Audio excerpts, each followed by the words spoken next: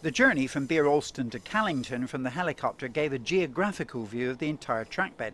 The railway line's still there to Gunners Lake, but sadly missing to Callington. But don't despair. What BR disposed of, certain amateur cinematographers kept on film as memories, so we can now make the return journey from Callington to Bere Alston with this unique and rare amateur archive footage. It even includes views from the cab of a DMU in the 1960s.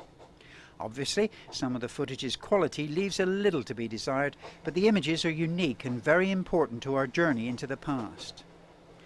John Snell, now retired and living with his wife Iris in Bere Alston, worked the branch from 1949.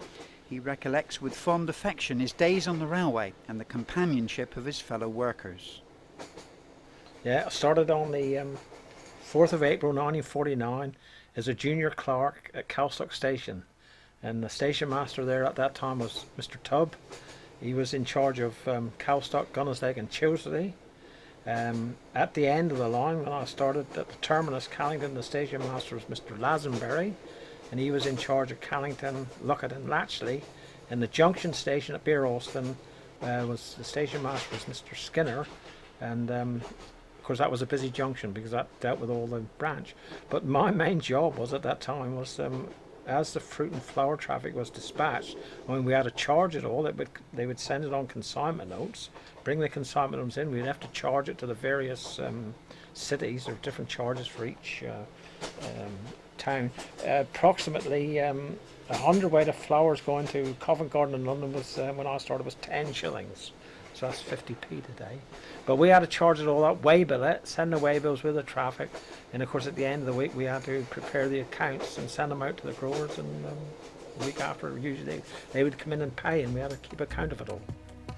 It was like a family really. I mean, it was you're all friends together. And what we used to have, and most people attended, we had a first aid class at Bere Alston on Thursday nights. This was in the winter months.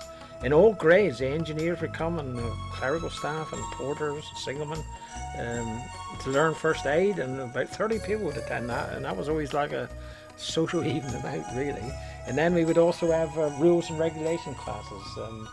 They used to learn us, you know, the rules of the railway rule book, and signalling, and that was held Monday nights at Bere Alston. Mr. Skinner would be our teacher. And a lot of people used to go to that, and you know, you were mixed in, you see, proper family.